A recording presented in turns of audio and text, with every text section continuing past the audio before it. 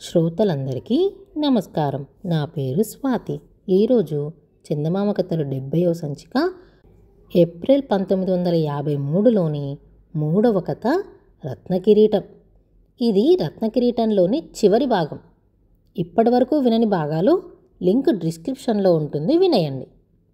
అంతలో మహీపాలుడు సరిగ్గా అనుకున్నట్టుగానే పొరుగు ద్వీపపు రాజు వసుపాలుడు మంజుల ద్వీపం మీదకి దండెత్తి వచ్చాడు. ఉభయ పక్షాల మధ్యన తీవ్రమైన యుద్ధం జరిగింది. ఆ యుద్ధంలో తపోవర్ధనుడు మహీపాలుడు కూడా మరణించారు. ఈ వార్త వినగానే మహీపాలుని భార్య కూడా ప్రాణం విడిచింది. అటు తర్వాత వసుపాలుడు మంజుల ద్వీపాన్ని ఆక్రమించుకొని రత్నకిరీటం కోసం అంతటా వెతికాడు. కనిపించలేదు. వెంటనే భటులను నలుమూలలకు పంపి వెతికించాడు. ఫలితం లేకపోయింది. ఇలా ఉండగా ఒక రోజున రాజు వేటకు వెళ్ళినప్పుడు ఆ అడవులలో చెట్టుపైన కొమ్మల సందున దగదగ మెరిసే రత్నకిరీటం చూడటం తటస్థించింది. కానీ ఏమీ చేయలేకపోయాడు. ఏమంటే ఆ చెట్టు మొదలను ఒకానొక భయంకర భూత సర్పం చుట్టుకొని ఉన్నది. ఆ సర్పానికి కన్నులు మినుకు మినుకుమంటున్నవి. కాళ్లకు పంజాలు పులిగోళ్ళు అమరి ఉన్నవి. చర్మమంతటా బలిష్టమైన డిప్పలున్నవి. మొసలిలాగా కనిపిస్తున్నది. అది నోరు తెరిచి బుసలు కొడితే అగ్నిజ్వాలలు ఎగిసి వస్తున్నాయి. వసుపాలుడు కోటకు మరలిపోయాడు. ఫలానా చోటున రత్నకిరీటం ఉన్నది, ఎలా అయినా దానిని తీసుకురండి అని భటులకు ఆజ్ఞాపించాడు. భటులందరూ పోయి ప్రయత్నించి విఫలులయ్యారు. అప్పుడు రాజు, ఆ భూత సర్పాన్ని చంపి ఎవరైతే రత్నకిరీటాన్ని తెస్తారో వాళ్లకు కోరుకున్న బహుమతి ఇస్తా అని దండోరా వేయించాడు. ఈ చాటింపు విన్న ప్రతి వాళ్లకు ఆశ కలిగింది. కానీ వెళ్ళి యత్నించిన వాళ్ళందరూ భూతసర్పం వెలుగ్రక్కే మంటలకు ఆహుతైపోసాగారు. చివరికి రాజు విసుగు చెందాడు. పేరు పొందిన జ్యోతిష్కులను రప్పించి కిరీటం పొందే మార్గమేంటి అని ప్రశ్నించాడు. వాళ్ళు చక్రాలు వేసి అంకెలు గుణించి, మహారాజా, ఏనాటికైనా రత్నకిరీటం వారి వంశస్థులకే చిక్కుతుంది గాని ఇతరులు యత్నించి లాభమే లేదు అని చెప్పారు. ఎవరైనా వస్తారేమో అని వసుపాలుడు అలానే కనిపెట్టుకుని ఉన్నాడు. ఆ మహీపాలుడే మీ పెద్దనాయన. అతనే ఆత్మకు శాంతి కలిగించమని కలలో బతిమాలుతా అని చెప్పాడు మిత్రానందుడు. తర్వాత మళ్ళీ, కుమారా చిత్రబాను, ఆ రత్నకిరీటం సంపాదించి తీసుకురావటంతో మీ పెద్దనాయనకి ఆత్మశాంతి కలుగుతుంది, కుటుంబ గౌరవము నిలబడుతుంది. మీ తాత అమరభూపతి నీ కోసం బెంగ పెట్టుకుని ఉన్నాడు. ముందు అక్కడికి పోయి అతని దీవెన పొంది మరీ బయలుదేరు, నీకు మేలవుతుంది అంటూ హితవు చెప్పాడు. చిత్రబానుడు మగధ రాజ్యానికి బయలుదేరాడు. ఆనాడు మందపాలుడు ప్రమోదుణ్ణి అగ్ని ప్రమాదం నుండి కాపాడి తర్వాత అర్ధకర్ముని భార్యను కూడా రక్షించటానికి గాను తిరుగా అతను కారాగారానికి వెళ్ళినట్టు చెప్పుకున్నాం కదా. ఆ సమయంలో ముసలిరాజు ప్రమోదుడు తనను ఎవ్వరూ గమనించలేని మోస్తరుగా నటిస్తూ అక్కడి నుండి మెల్లగా జారుకోసాగాడు. ఆ సందట్లో ఎవరూ అతనిని గమనించలేదు. రాజ్యంలోని ప్రజలే అతనిని గుర్తుపట్టలేనప్పుడు రాజగురు నియమించిన భటులా గుర్తించేది. కారాగృహం నుండి బయటపడిన ప్రమోదుడు అన్నాహారాలు మాని కాళ్ళు ఎక్కడికి తీసుకుపోతే అక్కడికి పోసాగాడు. ఒకచోట అమరభూపతి చారులు తారసపడి ప్రమోదుణ్ణి గుర్తుపట్టి తమ ప్రభువు వద్దకు తీసుకుపోయారు. వియ్యంకుడు కంటబడడంతో అమరభూపతి పరమానందం పొందాడు. అంతలో చిత్రబానుడు మగధ చేరుకున్నాడు. పిన్నవాణిని చూస్తూనే తాతలిద్దరూ పొందిన ఆనందానికి మేరలేకపోయింది. పసివాడు తలపెట్టిన మహత్ కార్యానికి ఎంతగానో మెచ్చుకొని వారు మరీ సంతోషించారు. అయితే బిడ్డడొక్కడు పోవడం తాతలకు మనస్కరించింది కాదు. అప్పుడు అమరభూపతి తన కుమారుడు విజయభూపతిని తోడిచి ఇద్దరిని దీవించి మంచి రోజున మంజుల ద్వీపానికి ప్రయాణం కట్టాడు. అక్కడ కారాగృహం వద్ద ఏం జరిగిందంటే, సోలిపోయిన రాజగురు తేరుకున్నాడు. అయితే ప్రమాదం ఎలా సంభవించింది అర్థం కానేలేదు. ఇంత జరిగినా దుష్టచింతలను మానలేదు. తన పాచిక బారలేదు కదా అని విచారించి ముసలిరాజును రక్షించినందుకు మందపాలునిపై పగబట్టాడు. ఇంతకు ప్రమోదుడు కనపడకపోగా కలవరపడ్డాడు.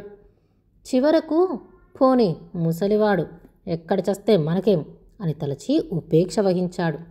ఒకనాటి రాత్రి రాజగురు మందపాలుడు ఏమరి ఉండగా బాకుతో చంపి ఆ నేరం నిరపరాధి అయిన ఒక అమాయకుని పైన మోపి వాడికి ఉరిశిక్ష వేయించాడు. రాజగురు మాయ చేసి ముసలిరాజుని, మందపాలుణ్ణి చంపివేసి ఉంటాడని ప్రజలు ఊహించారు. పైగా కప్పం కోసం రాజగురు చేసే నిర్బంధం తట్టుకోలేక సామంతులు మళ్ళీ అమరభూపతిని ఆశ్రయించారు. ఇప్పుడు అమరభూపతికి వృద్ధరాజైన ప్రమోదుని సలహాయే. దూరం యోచించాడు ప్రమోదుడు. ఇప్పుడు బల్లానకోటను ముట్టడించడమే పని అన్నాడు. సామంతులందరూ ఏకమై రాత్రికి రాత్రి బల్లానకోటను ముట్టడించారు. అన్ని బలాలు ఉడిగిపోయిన రాజగురు కలత చెందాడు. రహస్య సొరంగం ద్వారా తప్పించుకుందామని చూశాడు. 2 అడుగులు వేశాడో లేదో అమరభూపతి సేవకులు పట్టివేశారు. తెల్లబోయాడు రాజగురు. రహస్య ద్వారాలకు ప్రమోదుడు కాపలా పెట్టించిన సంగతి వానికేం తెలుసు? కోట ప్రమోదుడి వశమైంది. సామంతులు సంతోషించారు. ప్రజలు పరమానందం పొందారు. బల్లాన రాజ్యం మరొకసారి పూర్వపు కలతో కలకలలాడింది. అందరూ పసివాళ్ల కోసం ఎదురుచూడసాగారు. చిత్రబాను, విజయభూపతి కలిసి అష్ట కష్టాలు పడి చివరికి మంజుల ద్వీపం చేరుకున్నారు. వసుపాలుడు వాళ్ళిద్దరినీ ఎంతగానో ఆదరించి గౌరవించాడు. మీకోసమే ఎదురు చూస్తున్నాను అన్నాడు. ఈనాటికి మళ్ళీ రత్నకిరీటం బల్లాన రాజ్యం చేరుకోబోతుందంటే నాకు అపరిమితమైన సంతోషంగా ఉంది అన్నాడు. అందరూ అరణ్యం చేరుకున్నారు. చెట్టుకు చుట్టుకుని ఉన్న భూత సర్పాన్ని గురించి వసుపాలుడు చిత్రబానుణ్ణి హెచ్చరించాడు. కిరీటం తేవాలనే ఆత్రంతో చిత్రబానుడు సాహసించి చెట్టు వద్దకు వెళ్ళాడు. భయంతో ఆశ్చర్యంతో అందరూ చూస్తున్నారు. చెర్రున ఖడ్గం దూశాడు చిత్రబానుడు. సర్పాన్ని ఒక్క వేటు వేయబోయాడు. చిత్రమేంటో గాని ఖడ్గం తగలటంతో ఆ భయంకర సర్పం ఒక చక్కటి గంధర్వుడిగా మారిపోయింది. అప్పుడు ఆ గంధర్వుడు చెట్టుపైనున్న రత్నకిరీటం తెచ్చి చిత్రబానుని చేతుల్లో పెట్టాడు. నాయనా, నాకు శాప విముక్తి కలిగించావు. ఇన్నాళ్లుగా ఇందుకోసమే నేను అందరికీ కలలో కనబడి నా ఆత్మకు శాంతి కలిగించమన్నాను. ఈ పని ఎవళ్ళు నెరవేర్చలేకపోయారు. ఎప్పటికైనా నీవే ఈ పనికి తగినవాడవనే నమ్మకంతో ఉంటూ వచ్చాను నేను. యుద్ధంలో ప్రాణం పోయినా ఈ భూతసర్పంగా ఆకారం తాల్చాను. వంశ మర్యాదను నిలబెట్టి ఆత్మకు శాంతి కలిగించిన నీకు కిరీటం ఒప్పగించి వేశాను. ఇక నాకేమీ చింతలేదు అని చెప్పి ఆ గంధర్వ రూపంలో ఉన్న మహీపాలుడు అదృశ్యమయ్యాడు. ఇదంతా చూస్తూ ఉన్న వసుపాలునికి అపరిమితమైన ఆశ్చర్యం కలిగింది. అంతేకాదు, కిరీటాన్ని ఎలా అయినా కాజేయాలనే తహతహ ఎక్కువైంది. తన ఉద్దేశాన్ని భార్యతో చెప్పాడు. ఆ మాటలు అతని కూతురు జయంతి కూడా విన్నది. ఎట్లా అయినా వాళ్ళిద్దరినీ కాపాడడానికి నిశ్చయించి ఆమె తన చిలికెత్త సహాయంతో సగం రాత్రి వేలప్పుడు 3 గుర్రాల్ని కోటవాకిట సిద్ధం చేయించింది. మాటు మణిగిన తరువాత పసివాళ్ళిద్దరూ ఉండే గదిలోకి వెళ్ళి వెంట రమ్మని వాళ్లను వేగిరపెట్టింది. వాళ్ళు సంశయించటం చూసి జయంతి, నా మాట వినండి, నా తండ్రి మిమ్మల్ని చంపేందుకు వస్తున్నాడు. అమ్మతో చెబుతూ ఉంటే చెవులారా విన్నాను. రత్నకిరీటం కోసమని ఈ ద్వీపం మీద దండెత్తిన మా నాయన చేతులారా మీకు దానికి ఒప్పగించి ఊరుకుంటాడా? మీరు ఈ కోటలో ప్రవేశించినప్పుడే మేడ మీద నుండి నేను మిమ్మల్ని చూశాను. చూసినప్పటి నుంచి మీకు ఏ అపాయము కలగకుండా చేయమని దేవుళ్లకు మొక్కుతూనే ఉన్నాను. నా తండ్రి ఎంత దురాశపరుడు కాకుంటే నన్ను ఒక శతవృద్ధికిచ్చి పెళ్లి చేయనిశ్చయిస్తాడా? నాకు తల్లి ఉండి ఒకటే లేక ఒకటే. ఆమెకు మా నాయన కంటే ధనాశ హెచ్చు. అందుకని ఏమన్నా చేస్తుంది. నన్ను ఈ ఆపద నుండి తప్పించండి, తీసుకుపోండి, ముగ్గురము పారిపోదాం, ఏర్పాట్లు చేసే వచ్చా అని అన్నది. ఆ నడిరాత్రప్పుడే వసుపాలుడు అనుకున్న ప్రకారం వాళ్ళని చంపటానికని బయలుదేరాడు. అంతలో ఒక సేవకుడు పరిగెత్తుకుంటూ వచ్చి, ప్రభు, అమ్మాయి గారు అంతపురంలో లేరు. ఈ సంగతి మనవి చేద్దామని వస్తే ఈలిక దర్శనం కాలేదు. అందుకని వెతుక్కుంటూ ఇక్కడికి వచ్చాను అని చెప్పాడు. ఈ మాట వింటూనే రాజు తను వచ్చిన పని మరిచి వానితో అంతఃపురానికి వెళ్ళాడు. అదే సమయాన ఆ గది నుండి 3 రత్నకిరీటంతో సహా యువతలకి వచ్చి సిద్ధంగా ఉన్న 3 గుర్రాలపైన ఎక్కారు. మేడ మీద రాజు వీళ్లను చూశాడు. వాళ్ళ కుట్రను వెంటనే పసిగట్టి ఒడిలో కత్తిని చెర్రున విసిరాడు. దురదృష్టవశాస్తు అది చిత్రబానుని వీపు లోపలికి దూసుకుపోయింది. చిత్రబానుడు దానిని గభీమని లాగివేశాడు. కోట పైనుంచి వసుపాలుడు పట్టండి, పట్టండి అని కేకలు వేసాగాడు. వెంటనే అశ్వికులు బయలుదేరారు. కానీ వాళ్ళని పట్టడం సాధ్యం కాలేదు. వాళ్ళు తీరం చేరుకొని పడవకు లంగరు విప్పి క్షణంలో సాగిపోయారు. తరుముకు వచ్చిన అశ్వికులు చేసేది లేక వాళ్ళు వెళ్ళిపోతూ ఉంటే నిల్చొని ఓడవైపు చూస్తూ ఉన్నారు. ఓడలో ఎక్కగానే జయంతి విజయభూపతి కలిసి చిత్రబాణుడికి సమస్తమైన ఉపచారాలు చేశారు. ఎంత చేసినా విసిరిన కత్తి విషపూరితమైనది కావటం చేత దాని పని అది చేస్తూనే ఉంది. అయినా చిత్రబాణుడు ధైర్యం వదలలేదు. తన బాధ పైకి తెలియనీయలేదు. అక్కడ బల్లాన రాజ్యంలో ఓడ దిగిందని వినగానే అశేష జనము ఉప్పొంగిపోయారు.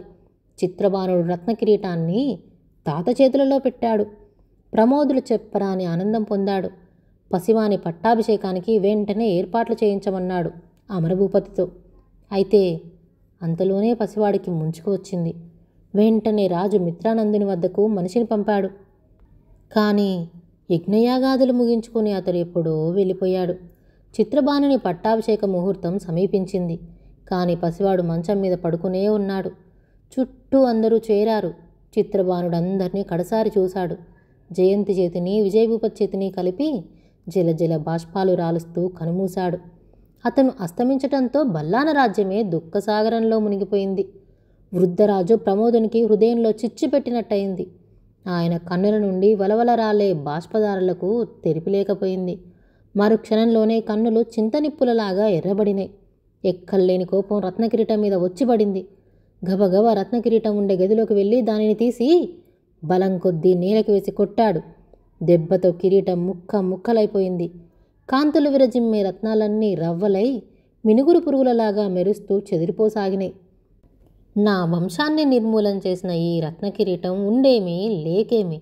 అయ్యో, నా చిన్నారి చిత్రబాణుడు సింహాసనం మీద కూర్చుండగా ఈ కిరీటం ధరించి ఉండగా చూసే భాగ్యం లేకపోయింది కదా. వాడి పట్టాభిషేకం కలగాసినట్టు అయిపోయిందే. నా ఆశలన్నీ అడిగంటిపోయినాయే. ఇంకా నేను బతికి ఎందుకు ఉన్నట్టు అంటూ అనేక విధాల వాపోయాడు. మరుక్షణంలో మళ్ళీ ఉగ్రుడయ్యాడు. ఒడలు వణికిపోసాగింది. కాళ్ళు తడబడినాయి. ఆవేశం పట్టలేక బట్టలు చింపుకున్నాడు. జుత్తు పీక్కున్నాడు. పిచ్చివాన్లాగా అటు ఇటు అడుగులు వేస్తూ, ఏడి నన్ను నా కుటుంబాన్ని నాశనం చేసిన దుర్మార్గుడేడి, రాజగురు ఏడి అంటూ ఉరుములు ఉరిమాడు. రాజు కాళ్ళు రత్నాల రవ్వల మీద పడగా జర్రన జారిపోయాడు. మరి లేవలేదు. ఇంతటితో రత్నకిరీటం కథ కంచికి మనం ఇంటికి. ఇలాంటి మరెన్నో కథలు వినాలంటే ఈ ఛానల్ని సబ్స్క్రైబ్ చేసుకోండి.